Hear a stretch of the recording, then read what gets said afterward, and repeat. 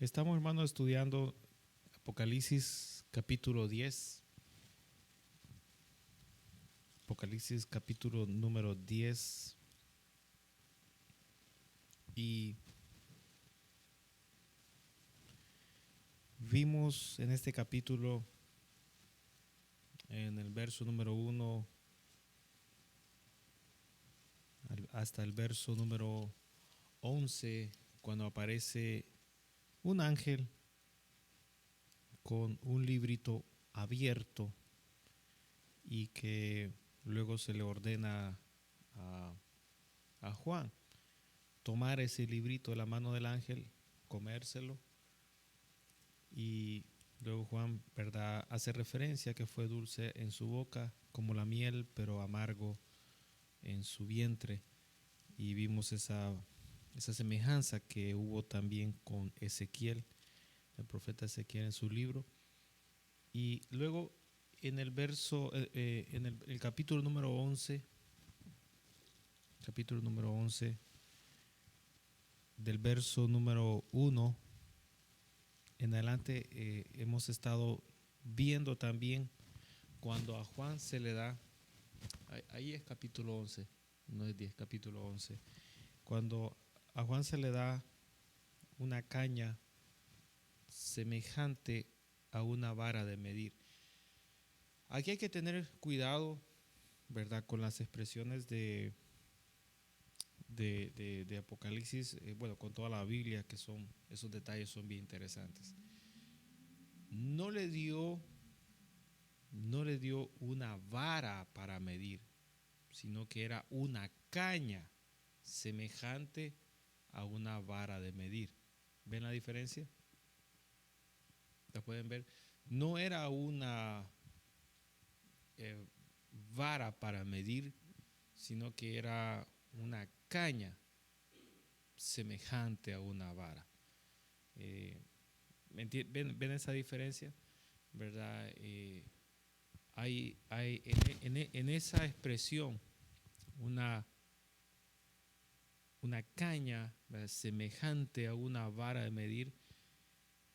Ahí son dos cosas: o es una caña o es una vara de medir.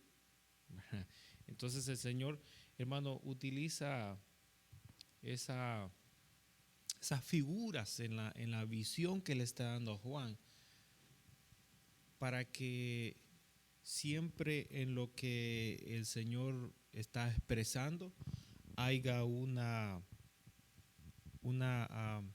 haya un sentido figurado en todo lo que Él está mencionando, y que lo específico, ¿verdad?, quede siempre oculto, ¿verdad?, a simple vista. Entonces era más fácil decirle que el Señor dijera, ¿verdad?, le di a Juan una vara para medir, pero no dijo así.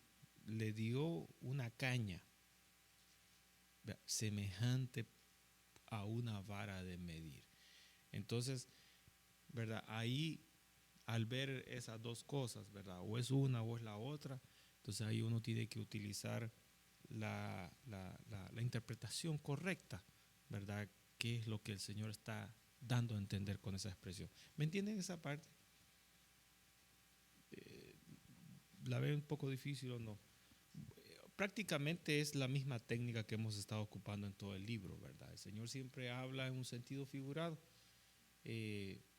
Nada le costaba hablarlo claro, pero lo habla siempre, ¿verdad?, utilizando muchas figuras, utilizando juego de palabras en la oración, para que entonces el lector, ¿verdad?, no encuentre a simple vista, ¿verdad?, qué es lo que el Señor quiere decir, sino que como el lector no lo encuentra a simple vista, entonces tiene que, en ese momento, digo yo, leer las escrituras, ¿verdad?, completamente toda la Biblia, para entonces encontrar, ¿verdad?, que esa frase, cuando el Señor le dice a Juan, que le entrega una caña semejante a una vara de medir, está simbolizando, ¿verdad?, que es un instrumento para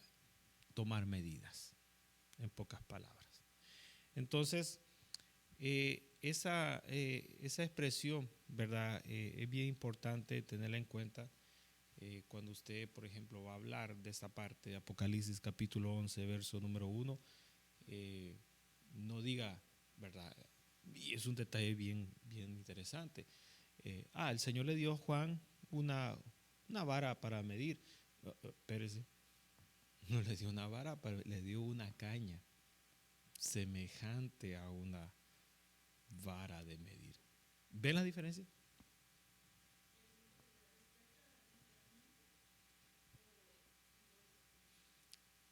Las dos cosas, las dos cosas.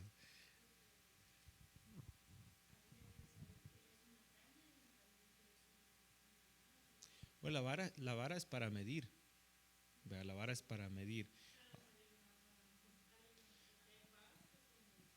Bueno, uno se imagina, ¿verdad? El palo, entonces, ¿verdad? Se imagina el palo. Pero, pero como que yo le dijera a usted, ¿verdad? Tome este palo. Y usted queda viendo el palo. ¿Y este palo para qué? Y esto no lo necesito. Eh, pero si usted ve que el palo, ¿verdad?, tiene marcada los centímetros, las pulgadas, los metros, entonces ya el palo, ¿verdad?, le da la impresión a usted de que puede utilizar ese palo para ir a tomar medidas de algo. ¿Mm? Entonces, exactamente el mismo caso le está ocurriendo con Juan, hermano, en este verso número 1 de Apocalipsis capítulo 11. Es bien diferente, ¿verdad? Bien diferente decir, el Señor le dio, digámoslo así, 1 metro a Juan para que fuera a tomar las medidas, ¿verdad? Diferente es a decir, no, el Señor le dio a Juan algo, pero ya tenía marcadas las medidas como 1 metro, y igualito que a 1 metro, no era 1 metro, era una regla larga y tenía ya las líneas marcadas, centímetros, milímetros, pulgadas, como las de 1 metro. Y entonces eso lo iba a ocupar Juan para ir a medir. Ahí está el juego ese que el Señor ocupa. Ujú,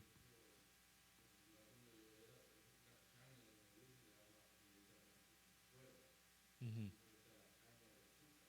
ujú. Algo sí está ocurriendo, es semejante, exactamente, algo así está ocurriendo en ese momento. Ahora, cuando, cuando le dice el Señor que le da una caña, uno puede pensar, la imaginación, muchas cosas, pero cuando le dice que es semejante a una vara de medir, entonces aquella variedad de opciones que usted tenía se reducen. Es para medir.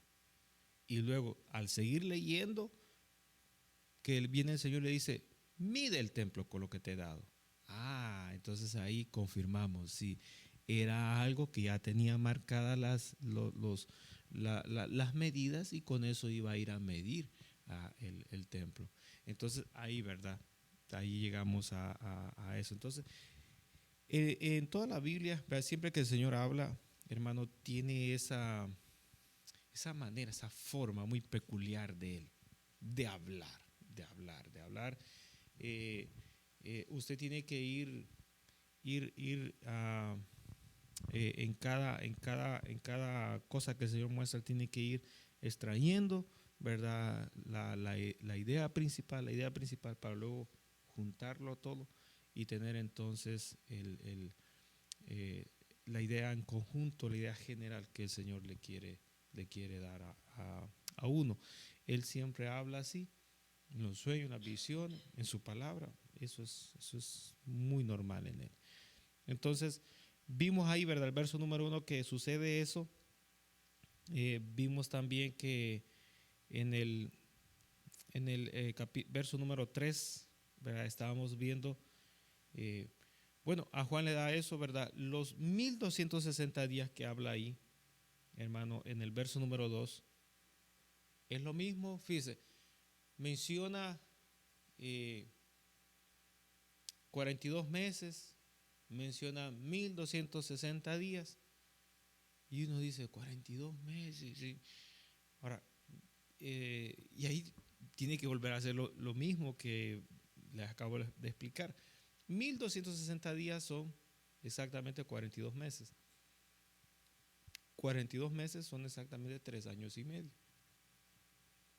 Y eso es la mitad de los 7 años que va a durar el periodo de la gran tribulación.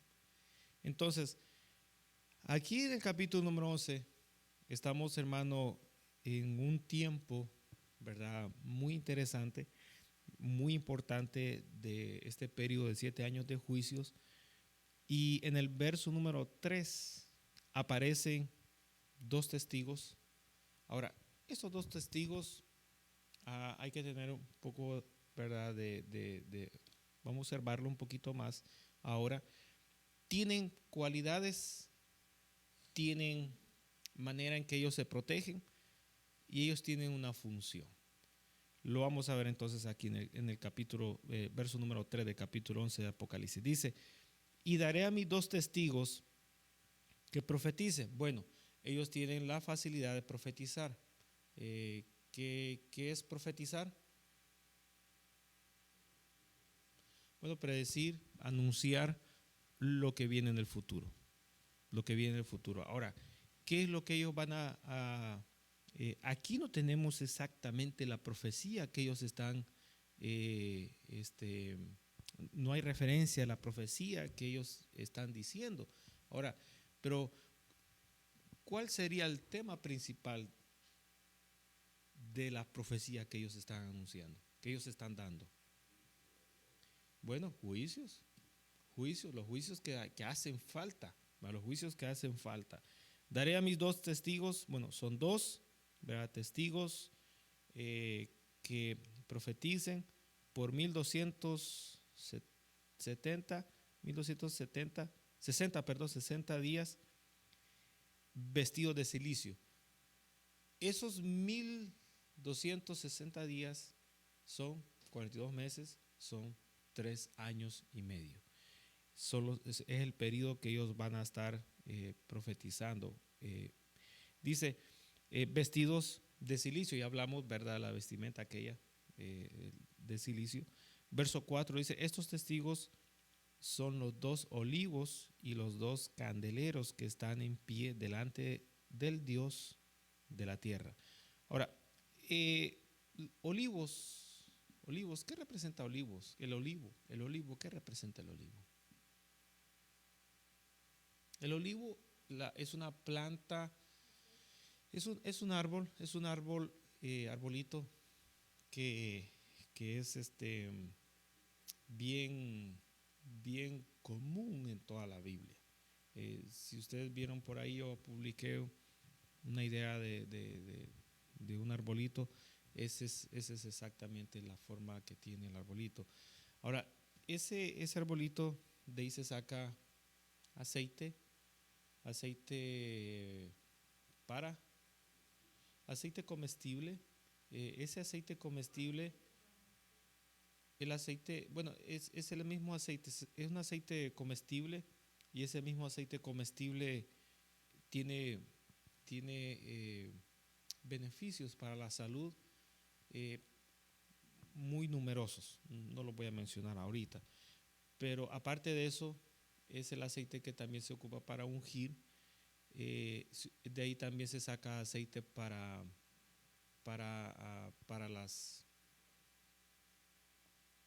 encender las llamitas, ¿verdad? Y dar luz.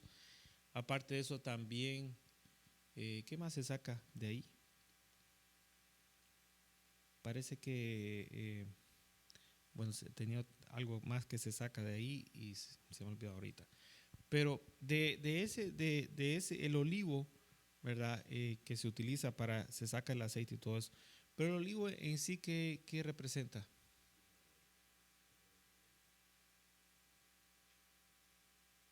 En qué momentos aparece el olivo en la Biblia? Traten de recordar desde el principio.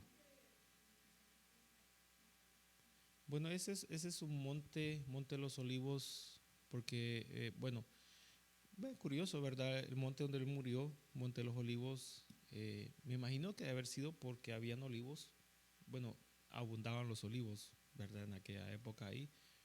Hoy en día el principal productor del olivo es España, el principal productor mundial es España. ¿Qué otra cosa más aparece el olivo presente en la Biblia?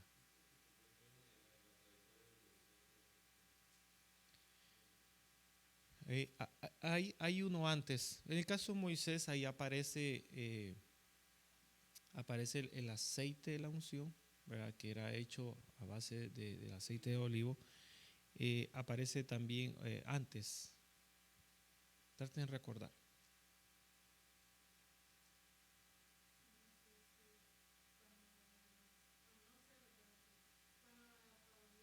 Excelente, excelente, excelente. Sí, muy bien. Sí, muy bien, muy bien, sí. Excelente. La palomita trajo una ramita, ¿verdad? Sí, excelente. Se merece un aplauso, ¿verdad? Dale un aplauso, hermano. Bravo. Sí. Pues no, pues quítale el aplauso. Sí, está ahí también. Ahora, esa ramita en el pico de esa paloma, ¿qué significaba? Una señal, ¿qué significaba? ¿Qué cosa?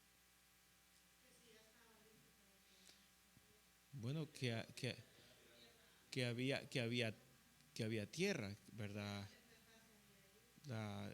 Todas las aguas habían bajado y todo eso. Ahora, estar encerrado en esa arca y de repente ver esa señal, ¿qué cree que pudo haber sentido Noé? Regocijo, ¿qué más? Salvación, emoción, ¿cómo? Esperanza, ujú. Eh, bueno, agradecimiento, sí, ¿qué más?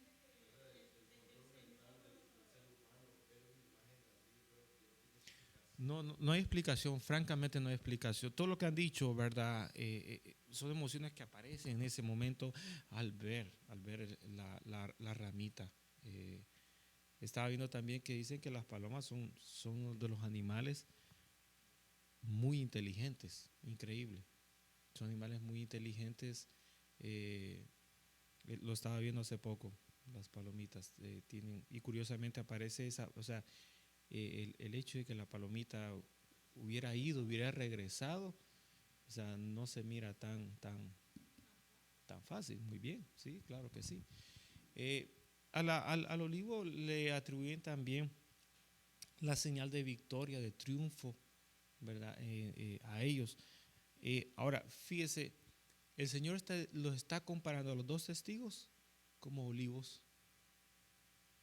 Entonces, qué está sacando qué, está, qué cualidades del olivo el Señor está trayendo y se lo está entregando a los testigos, a los dos testigos? ¿Con qué característica el olivo el Señor está comparando a los dos testigos?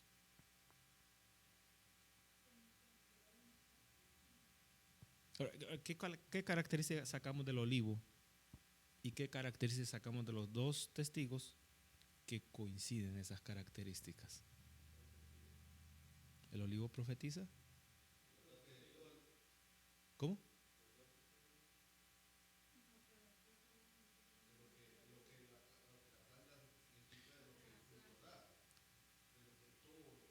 Sí, sí.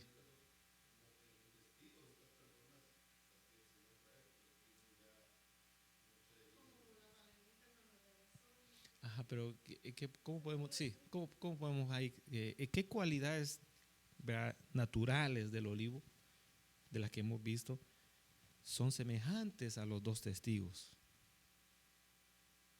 Porque el Señor está diciendo, estos dos testigos como dice aquí el verso número, son dos olivos. Estos dos testigos son como que yo tuviera dos olivos aquí. Eso no lo sabemos, eso no lo sabemos. Con lo que conocemos hasta ahorita de los testigos, ¿verdad? Y no conocemos mucho, pero del olivo sí conocemos mucho. De los testigos no sabemos. No, o sea, es algo que no ha sido revelado aquí, y lo que tenemos es alguna, ¿verdad?, sugerencia, opinión, pero no sabemos. De repente aparecen dos testigos, pero dos testigos no aparecen, no, en la vida real no van a aparecer así por así, van a venir de un lugar, tienen rostros, nombres, origen, pero aquí no, eso está limitado, no tenemos esa información. Pero el Señor le llama olivos. Entonces, ¿qué cualidades podemos nosotros traer de la planta del olivo, del arbolito del olivo, del fruto del olivo, para poderlos comparar como a ellos, como dos olivos, que el Señor los compara como dos olivos? Bueno, fíjese, ahí hay una buen ejemplo. El olivo es para ungir, y ellos vienen de parte de Dios, y no bendición, hermano, traen juicio. Sí, traen juicio, traen, exacto, muerte. Ahora, la unción que ellos traen, el olivo, el aceite para ungir, hermano, la unción que ellos traen. Ahora, la unción y ahí viene una pregunta interesante. ¿Qué es la unción? ¿Para qué se utiliza la unción? ¿A qué nosotros comúnmente le decimos, el hermano tiene una unción de Dios? O sea, ahora, la unción, hermano, es algo que tiene que ver con el poder de Dios. Ahora, la unción tiene que ver con el poder. Ahora, el poder de Dios, ¿para qué se necesita? Ahí tiene que haber cosas sobrenaturales. Cuando hablamos del poder de Dios, no estamos hablando de lo natural, estamos hablando de lo sobrenatural. ¿Sí? Ahora, el poder de Dios, la unción, es algo que tiene que ver con lo sobrenatural que va a ocurrir. Con lo sobrenatural que va a ocurrir. Entonces, los dos testigos, fíjense, ahora dejamos a un lado la comparación con los olivos, y viene el Señor y dice también, y estos dos testigos son dos olivos también, y son dos, dice aquí, candeleros. Los compara también con los candeleros. Ahora, el candelero, ¿verdad?, ya lo hemos visto a tiempo atrás, que la función de un candelero es alumbrar donde no hay luz. Entonces, estos hombres están en un tiempo oscuro, ¿verdad?, espiritualmente hablando, y están alumbrando espiritualmente hablando, ¿verdad?, de una manera profética, porque son enviados de parte de Dios para anunciar, en este caso, no la bendición, no proclamar el nombre de Dios, no levantar en alto la palabra, sino anunciar juicios que hacen falta y que vienen en camino. Amén. Diga.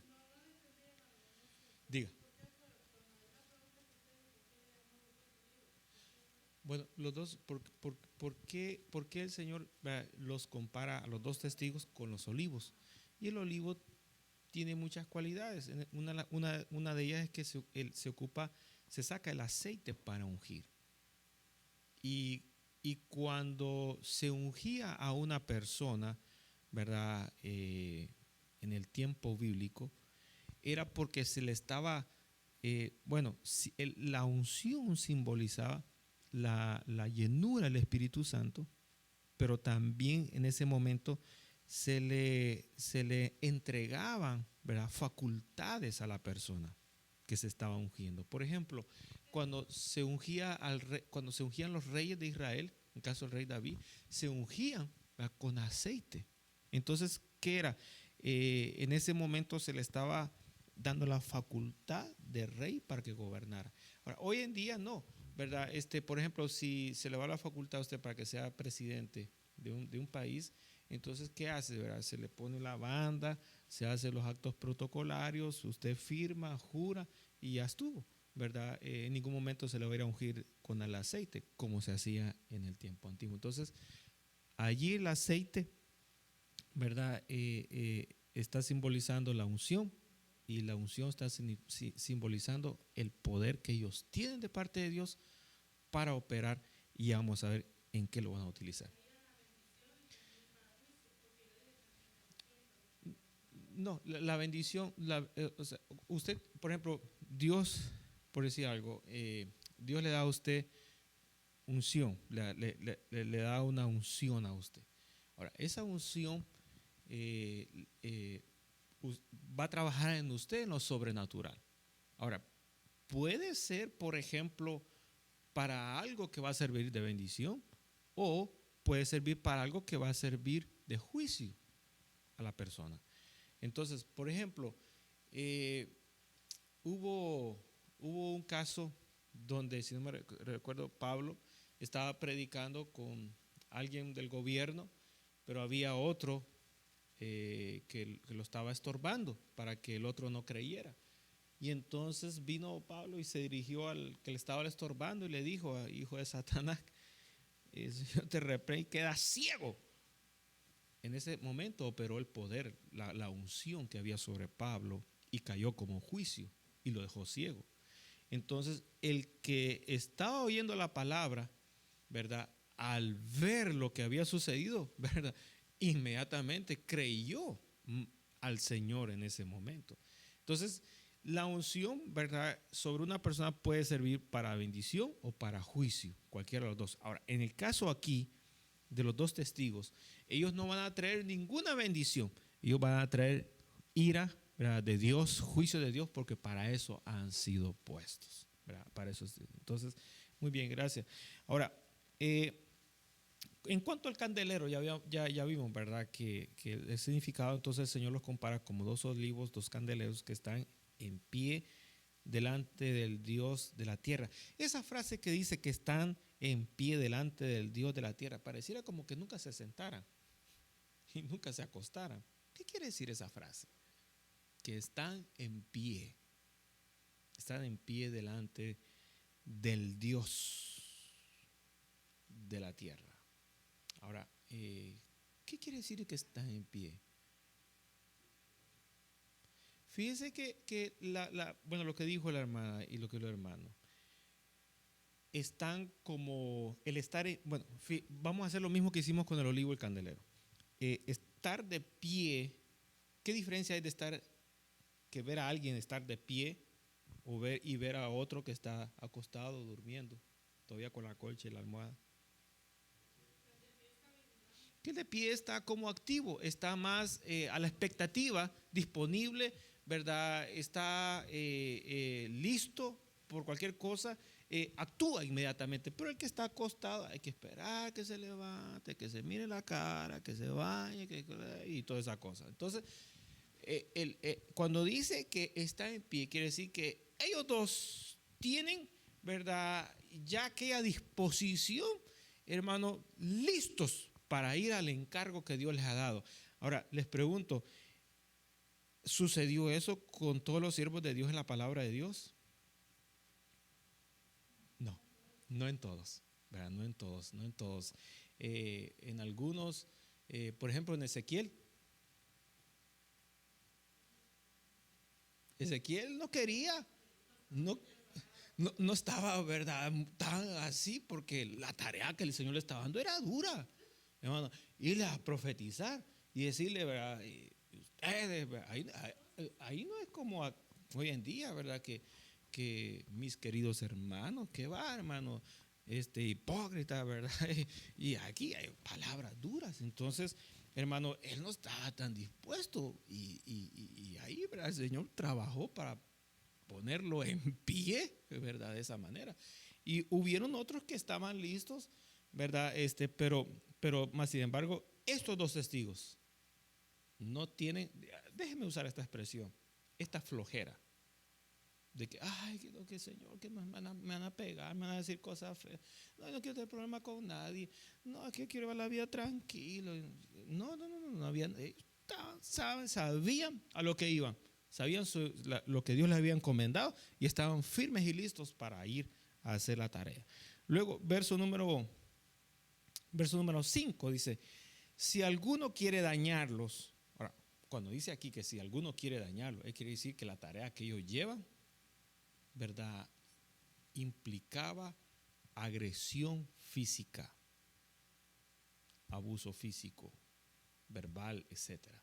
Si alguno quiere dañarlos, sale fuego de la boca de ellos. Pregunto, ¿esto es literal o es simbólico? ¿Cuál es el fuego? Bueno, ¿ustedes han visto que ha salido fuego de mi boca? Bueno, simbólico, ¿no? Estoy hablando simbólicamente hablando. Con la palabra fuerte, palabra en forma de espada, palabra, hermanos, el fuego que algo que quema, incomoda. ¿Y qué es lo que quema? Quema lo que nos sirve.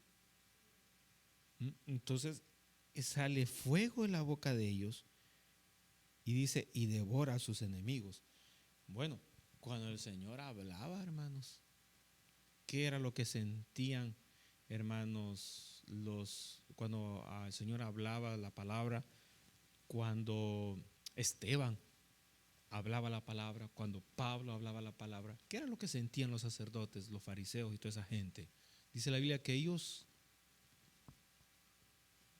crujían los dientes de enojo, algo insoportable que no lo toleraban oír, que querían ya acabarlos y matarlos a ellos. Hermano, ese fuego que sale, hermano, en una palabra que Dios envía, hermano, incomoda a la gente terriblemente. Los ha incomodado a muchos y muchos han muerto, hermano, por mantener ese testimonio. Ahora, sigamos leyendo. Dice, y si alguno quiere hacerles daño, debe morir él de la misma manera. Es decir, la gente que se venía contra ellos y pues intentaban, me imagino yo, utilizar un arma para asesinarlos, pues no les funcionaba.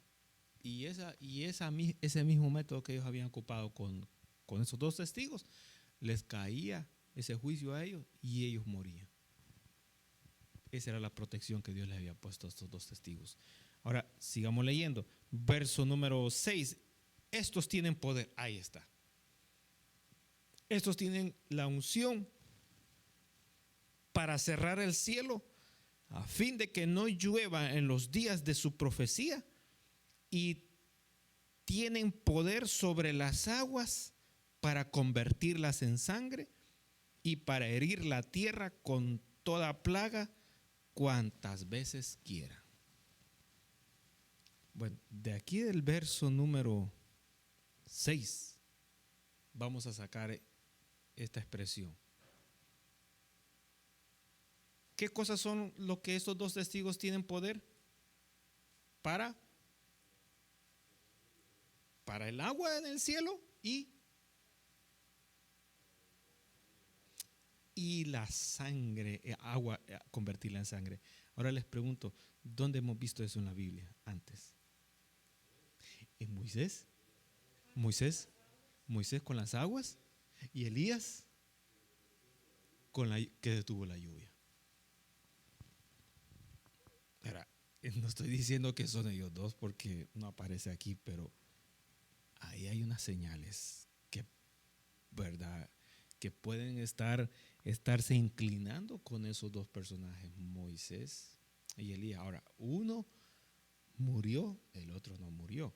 El otro el Señor lo arrebató. Uno murió, y aquí Moisés cuando murió, ¿verdad? ¿Qué detalle peculiar hay en la muerte de Moisés?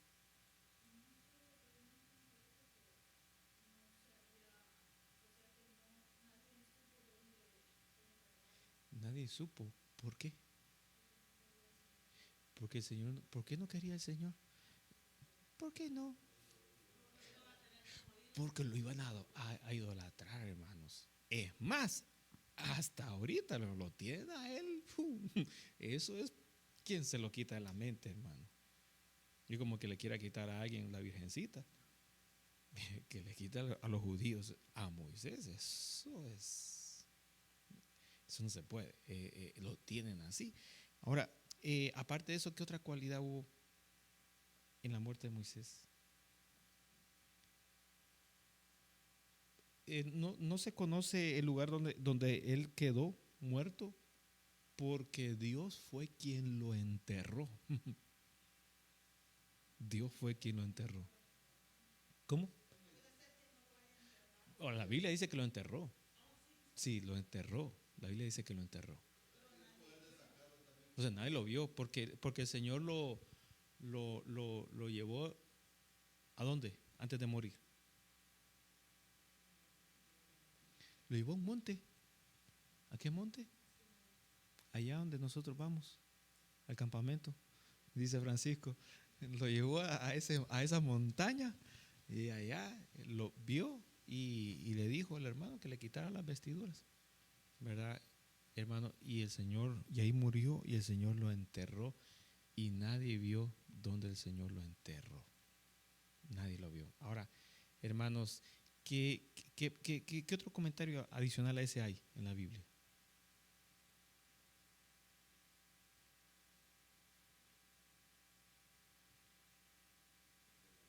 Sí, ajá. De ese momento de la muerte.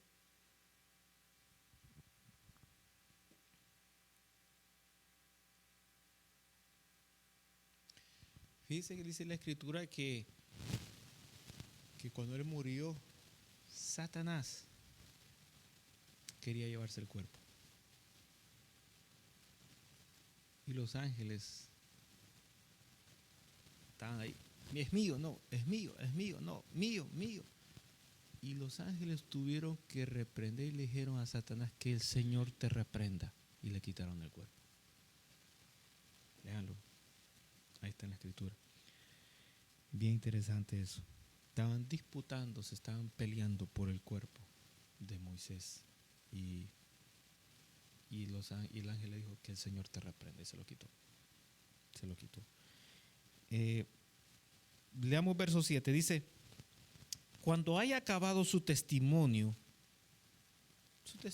¿cuál es el testimonio de estos dos olivos? De estos dos testigos, de estos dos hermanos candeleros. ¿Cuál es el testimonio?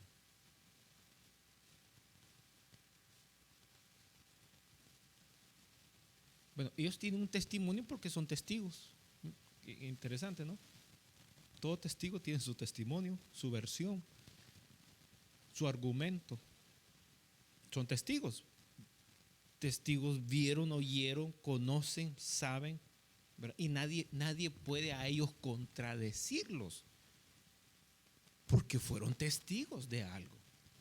Está bien de un ausente, de alguien que se imagina, de alguien que está creando una imaginación, una idea, una suposición, pero estos dos testigos no están creando una suposición, una imaginación, no vienen a la aventura, a ver aquí qué hay, a ver dónde Dios nos utiliza. Y ya vienen firmes, seguros lo que van a hacer. Ellos traen un testimonio, ¿cómo? Ellos ya traen, ¿verdad? Fueron testigos, traen la evidencia y ellos vienen a hablar, ¿verdad? Con toda tranquilidad a lo que ya ellos ya saben de antemano, anticipadamente. Por ejemplo, en las escrituras aparece por ahí, no estoy seguro si fue, yo creo que fue en Lucas. Lucas en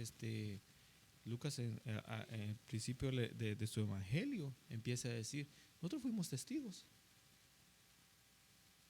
¿Cómo usted convence a Lucas o hermano o a Mateo o a Juan de que dejen al Señor?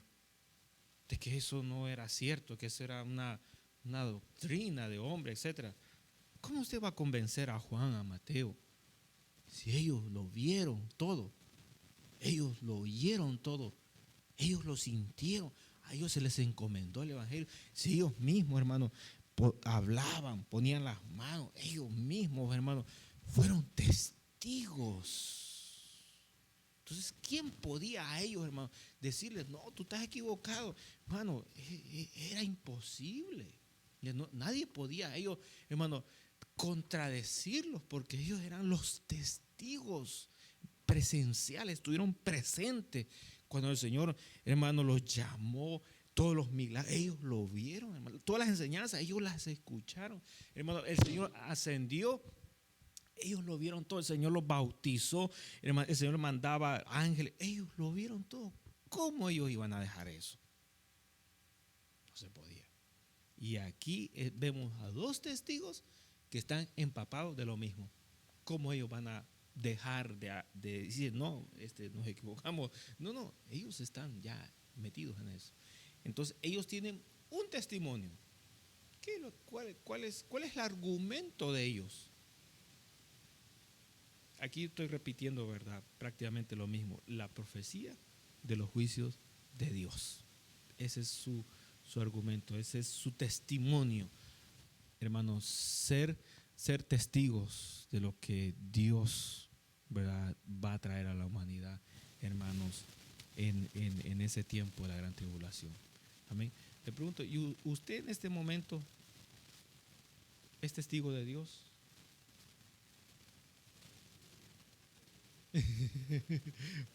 pero usted es testigo de Dios, del Señor. ¿Usted es testigo del Señor?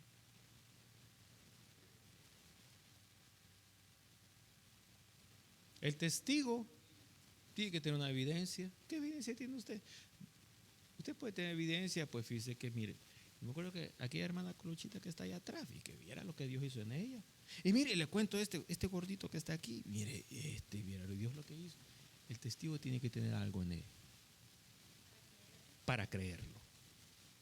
Entonces usted tiene que tener algo que Dios hizo en usted para confirmarlo y para asegurarlo. ¿Lo tiene? Es todo lo que Dios hace en uno. Desde todo lo que Dios hace en uno, esa es la evidencia, ese paquete, ¿verdad?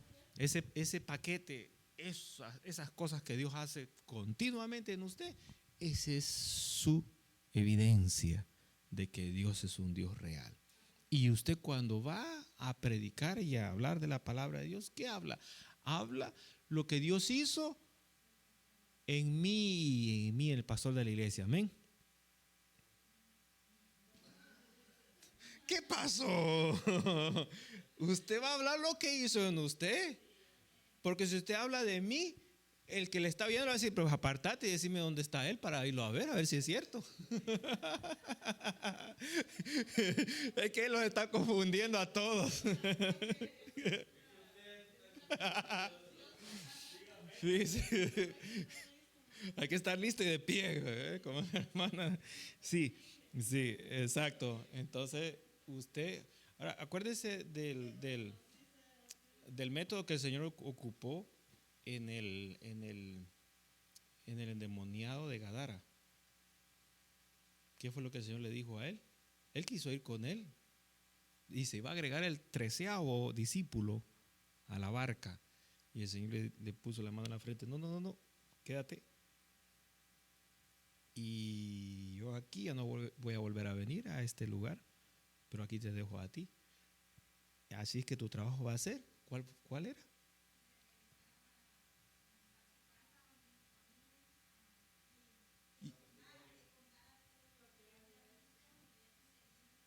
En él cuenta cuán grandes cosas Dios ha hecho en tu vida y cómo ha tenido misericordia de ti. ¿Mm? Sí, bien, le decía. Y lo dijo porque no lo oyó a él. Entonces, sí, no se estén arañando ni pegando en las predicaciones. Entonces,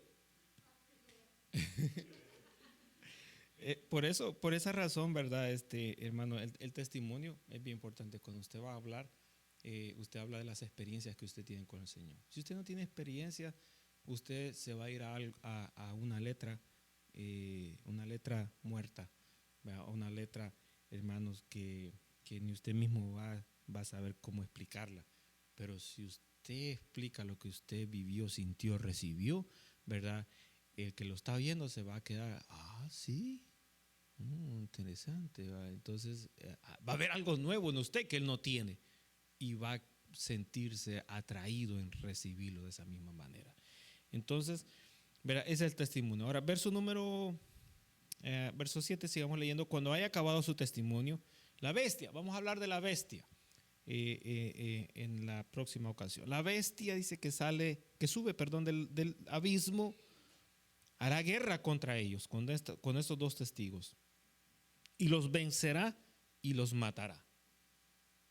Aquí hay un cambio brusco en la vida de estos dos testigos. Verso 8, y sus cadáveres estarán en la plaza de la grande ciudad que en sentido espiritual se llama Sodoma y Egipto, donde también nuestro Señor fue crucificado.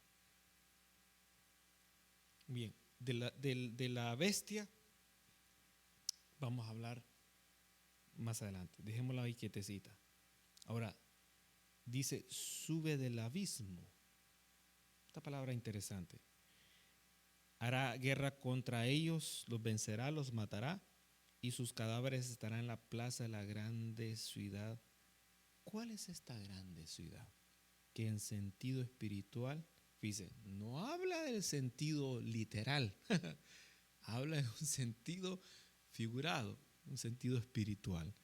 Se llama Sodoma y Egipto.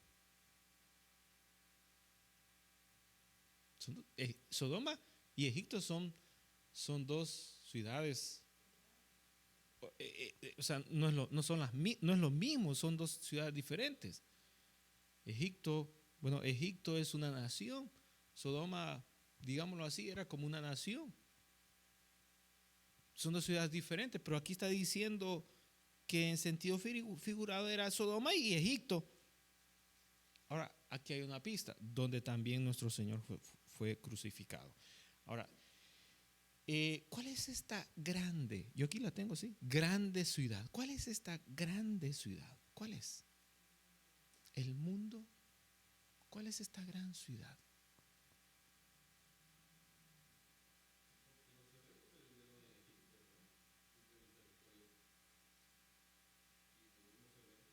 No, en Egipto no hubieron eventos. No, no. Esta gran ciudad. Aquí hay tres pistas. Esta grande ciudad. Bueno, cuando dice grande ciudad, fíjese, mire bien. Puede ser que físicamente sea una enorme ciudad. Grande físicamente. O puede ser que la grandeza no se atribuye a lo físico, sino que a la importancia que tiene esa ciudad. Y puede ser chiquita, pero por la importancia la hace ser una grande ciudad aquí en la narración de Apocalipsis. Ahora, francamente, para ayudarles aquí con una cuarta pista, no es una nación, sí es una ciudad. Es una ciudad. Ahora, Belén fue fue como un pueblito, pero no ciudad. Cuando habla de una ciudad, está hablando, por ejemplo, aquí donde nosotros estamos en Folsom. Esto no se puede comparar con Filadelfia. Filadelfia es un monstruo de ciudad. Algo así era Belén. Era de los pueblitos más chiquitos, más insignificantes, comparado a una gran ciudad. Entonces, aquí sí hay una gran ciudad. Son tres pistas. Y yo sé que con estas dos pistas que da aquí la Biblia, ustedes se están confundiendo. Yo también me confundí. Una es Sodoma, Cuando hablamos de Sodoma, su mente se le va para allá. Cuando hablamos de Egipto, se le va para otro lado. Y luego menciona una tercera pista aquí, donde el Señor murió.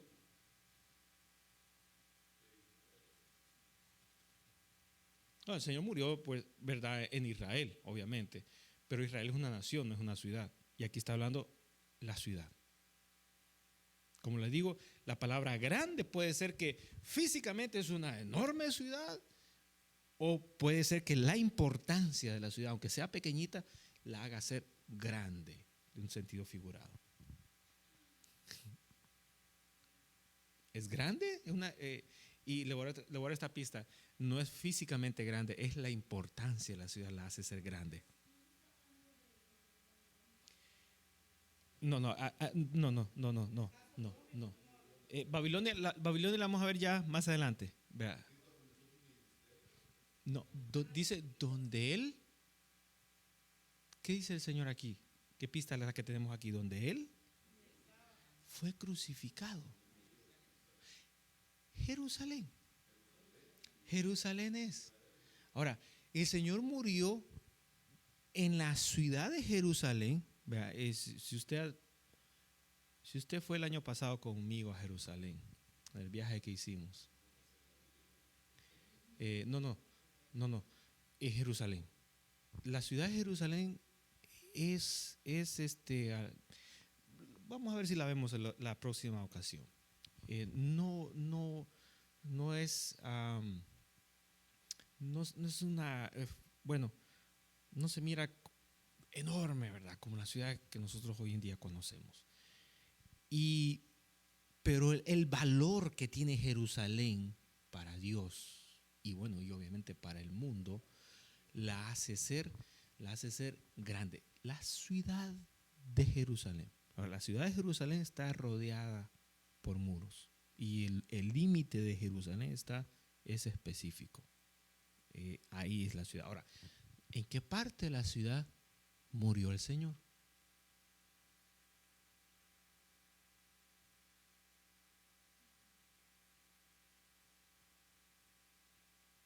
Si ustedes siguieron la Semana Santa, los comentarios que yo puse, ahí tuvo que usted dicho, ajá, sí, lo acabo de leer.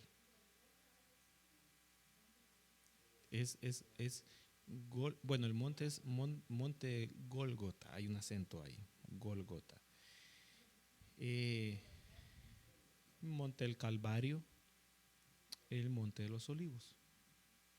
Antes de ir ¿a dónde fue que atraparon al Señor? ¿En qué parte fue que atraparon al Señor antes de llevárselo los soldados?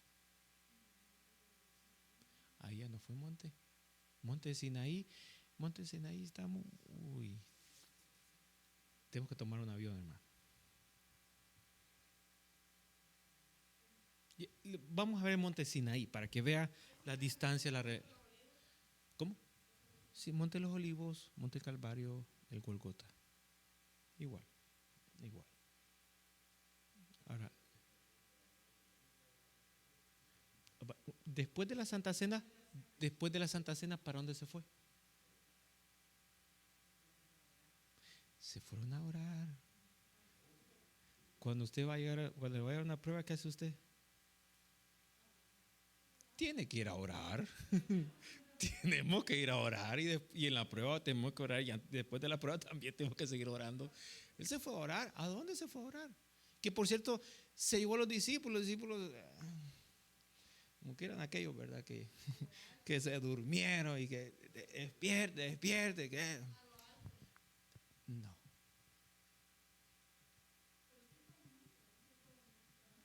Había plantaciones. Era el huerto o el jardín del Getsemaní. Ahí se fue el Señor ahora. Así que si usted ve por ahí un bosquecito cerca de su casa, váyase a orar. Váyase a orar. Se fue al Getsemaní. Se fue a orar y ahí llegaron y lo atraparon a él. Ahí fue donde él le cortó Pedro sacó la espada, le cortó la oreja. ¿A quién? ¿Cómo se llamaba? y le doy un plato de comida para este sábado, domingo, quiero decir. Se llamaba, y comienzo con la M que está pronunciando. ¿Cómo? ¿Ma? Por lo menos el ma. Martín y Marco no sé qué. Malco. Le cortó la oreja a Malco. Ahí el Señor la agarró y lo sanó. Y le dijo, no es así. Yo puedo mandar y legiones y funciona más que esa espada. Pero nuestro Dios ya está escrito, tiene que ser así. Ahí fue. Entonces, el Gólgota estaba afuera de la ciudad, afuera de los muros de la ciudad de Jerusalén. Ahora bien, ya llegamos a punto de ahí. Ahora viene la otra incógnita. ¿Por qué el Señor lo compara con Sodoma?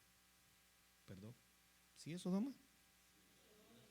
Sodoma, sí, exacto. ¿Y Egipto? ¿Por qué? No. ¿Por qué compara? Si estamos hablando de Jerusalén, ¿verdad? ¿Por qué el Señor está hablando de la ciudad que Él ama tanto? En todo Israel, en la nación de todo Israel, hay una ciudad, que esa ciudad es un anillo de oro en el dedo de la mano de Dios. Eso Él lo ama, lo adora como no tiene idea. Esa ciudad es Jerusalén. Ahora, cuando decimos Tierra Santa es toda la nación, ¿verdad? Jerusalén en la ciudad, Jerusalén en la ciudad. Jerusalén es más específico. Ahora, el Señor escogió esa ciudad, Él la escogió. Ahí estaba el templo, en esa ciudad de Jerusalén. Entonces, esa ciudad de Jerusalén tiene su historia en la misma Biblia. Tiene su historia en la misma Biblia, tiene su significado, pero lo vamos a agarrar en un ladito. Ahora, ¿pero por qué lo compara el Señor con Sodoma y con Egipto? Ahora, ¿qué es Sodoma? Cuando usted oye Sodoma, inmediatamente, ¿qué se le viene a la cabeza? ¿Cómo?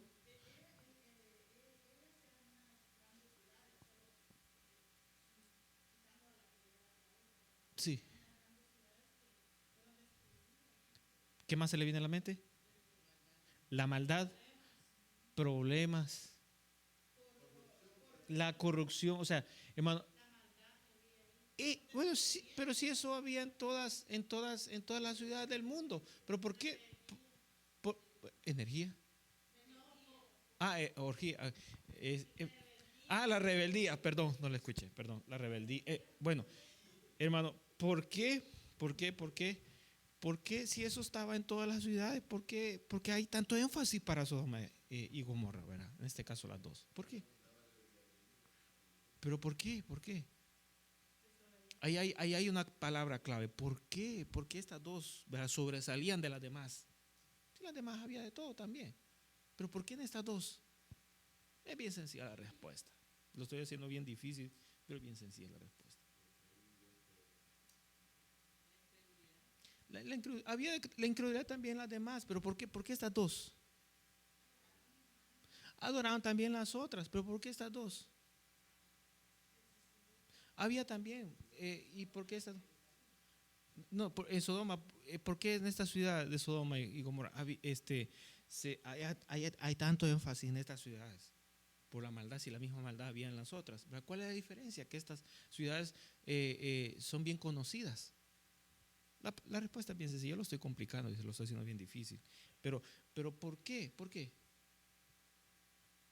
Y la Biblia lo dice, lo aclara. La Biblia lo dice. Porque la maldad comparada a estas ciudades con las de los otros, ¿cuál era la diferencia? Según lo que dice la Biblia. Rebasaba. Había llegado, cuando dice la Biblia que había llegado hasta el cielo, eso es un término en la Biblia que quiere decir esto llegó al límite. Ya no, ya. Cuando el Señor le diga a usted que tus acciones, tus ofrendas, tus limosnas han llegado al cielo, ¿qué le está diciendo el Señor? No. ¿A quién le dijo el Señor así? Vamos. ¿A quién le dijo el Señor así?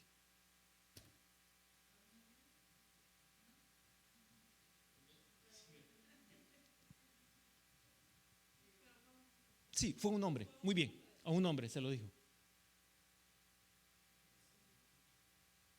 Fue un hombre. Sí, está cerca. Y está en el libro de los Hechos de los Apóstoles. ¿Y por qué no lo leen, pues? Fue un hombre, fue un hombre. ¿A quién, a qué hombre el Señor le dijo: tus oraciones, tus limosnas han subido al cielo? Hasta de los ayunos le habló.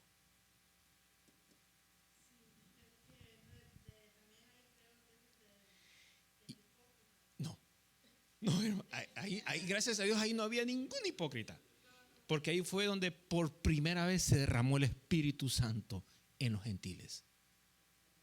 Cornelio, gracias. Ahí estaba, hermano. Entonces, cuando Dios le diga a usted esas palabras, que tus acciones, tus ofrendas, tus diezmos, tu colaboración, tu ayuda, tu clamor ha subido hasta los cielos, ¿qué le está diciendo el Señor en otras palabras? Que lo ha dejado a Él tan contento, tan agradable. Lo ha dejado a Él satisfecho con todo lo que usted hace. Que Él va a hacer algo en ese momento a favor suyo. Tanto para lo bueno como para lo malo. Entonces, Sodoma tenía esa característica. Ahora, Egipto, ¿cuál es la característica de Egipto? Cuando hablamos de Egipto, ¿verdad? En un sentido espiritual, ¿qué estamos hablando? Ese es literal. Pero en el sentido espiritual, estamos hablando de lo mundano, del mundo, del pecado. Egipto simboliza en lo espiritual pecado, el mundo. Entonces, aquí hay dos cosas que se están uniendo. Y una buena explicación la podemos encontrar rápidamente, hasta ahí vamos a llegar. Vámonos a Isaías, capítulo número 1. Isaías, libro de Isaías, capítulo número 1. Isaías está en el Antiguo Testamento. Isaías, capítulo número 1. Y con eso terminamos.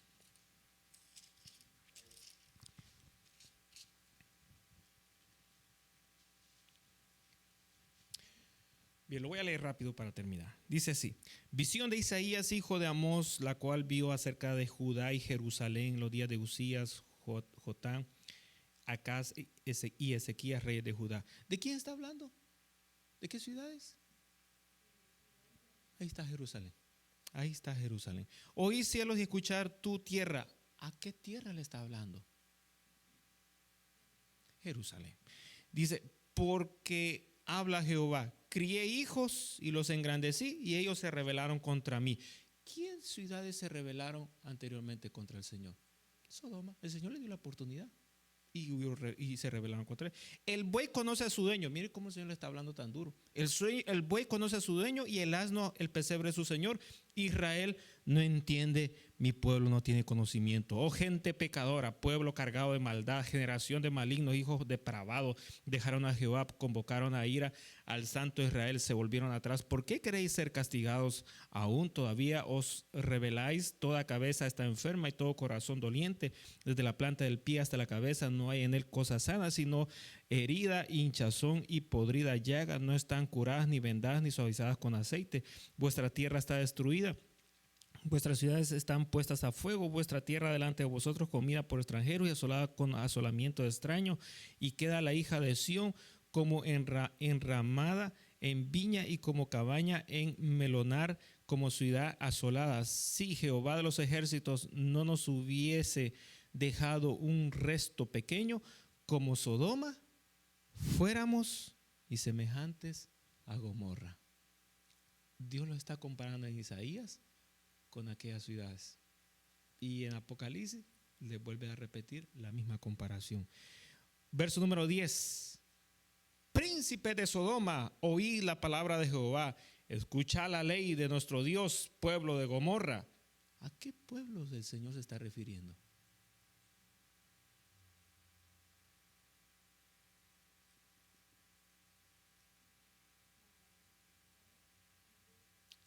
A Jerusalén. Y ya el Señor ya les puso, en los versos anteriores ya les puso la ropa de ustedes son como Sodoma y como Gomorra, y los vistió así. Entonces ahora cuando el Señor les habla, le dice, ustedes príncipes de Sodoma. No le está hablando a los otros. Los otros son rebeldes y ¿para qué les va a hablar? Le está hablando a esto les está señalando el pecado, le está señalando la rebeldía comparado con aquellos. Entonces la comparación es tan fuerte que le dice de un solo, sodomitas. Entonces dice, ¿para qué me sirve? Verso 11 dice Jehová, la multitud de vuestros sacrificios. Hastiado estoy de holocausto de carnero y de cebo de animales gordos. No quiero sangre de buey, ni de ovejas, ni de machos cabríos. ¿Quién eran los que sacrificaban a Dios? El pueblo de Israel, no eran los de Sodoma. Esos estaban en rebeldía. Los que estaban sacrificando, los que estaban en los holocaustos y todo eso, y en la ley eran el pueblo de Dios. Verso 12, ¿quién demanda esto de vuestras manos? Cuando venís a presentaros delante de mí para hollar mis atrios. El templo del Señor no estaba en Sodoma, estaba en Jerusalén. No me traigas más vana ofrenda, el incienso me es abominación. Luna nueva y día de reposo, el convocar asambleas no lo puedo sufrir, son iniquidad vuestras fiestas solemnes, vuestras lunas nuevas y vuestras fiestas solemnes las tiene aborrecidas mi alma, me son gravosas, cansado estoy de soportarlas. Cuando extendáis vuestras manos, yo esconderé de vosotros mis ojos. Asimismo, cuando multipliquéis la oración, yo no oiré. Llenas están de sangre vuestras manos. Lavaos y limpiaos, quitad la iniquidad de vuestras obras de delante de mis ojos. Dejad de hacer lo malo, aprended a hacer el bien, buscar el juicio, restituid al agraviado, hacer justicia al huérfano, amparar a la viuda. Y ahí podemos seguir leyendo, hermano. Y hay mucha historia que contar. Ahora, Dios le está hablando, hermano, a esta nación y la compara como una ramera, lo compara con Sodoma, lo compara con Gomorra. Y en Apocalipsis vemos que, hermano, al Señor no solo le bastó decir el lugar donde murió el Señor, donde fue crucificado Jesús, no le bastó decir Jerusalén, sino que tuvo que agregarle, estos son como Sodoma y Gomorra. O sea que este mismo pecado que está presente en Isaías, hermano, en aquel tiempo de la gran tribulación, va a seguir en la misma fiesta. Va a seguir en la misma fiesta. Entonces, a veces uno cuando oye, ¿verdad? En Apocalipsis esto, uno dice, aquel pueblo. Espérese, está hablando de su propio pueblo el Señor, de la nación donde Él, hermano, escogió para que su nombre fuera puesto en alto. Amén. Digamos aquí, hermano, y continuaremos con la narración de Apocalipsis y vamos a traer para la próxima ocasión el detalle de la bestia. Vamos a hablar de la bestia y vamos a mostrar la ciudad de Jerusalén, el lugar de afuera, el monte donde el Señor murió. Vamos a ver dónde queda Egipto para que tengamos una idea, para que veamos también Sinaí. A veces uno piensa que porque son nombres bíblicos están, ¿verdad?, ahí cerquita todos juntos, pero en realidad hay distancias, ¿verdad?, muy notorias entre esos lugares. ¿Una pregunta, hermano? Sí.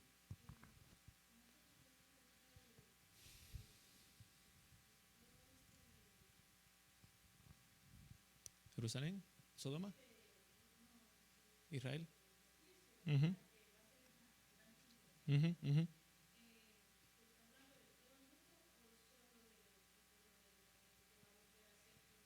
Ahora, aquí estamos hasta ahorita, ¿verdad?, estamos hablando de todo el mundo, una tribulación que va a estar Yo me acuerdo que lo dije desde un principio, en todo el planeta, ¿verdad? Todo terremoto, todo es a nivel del planeta, todo es mundial. La única referencia que hay, ¿verdad? Son los escogidos, los 144,000 que son judíos que el Señor escoge. De ahí para allá todo es mundial, todo es mundial. Las islas, ¿verdad? No solamente las islas que están cerca de Israel, en el mar, no, es mundial, todo, las islas a nivel mundial. Amén. Y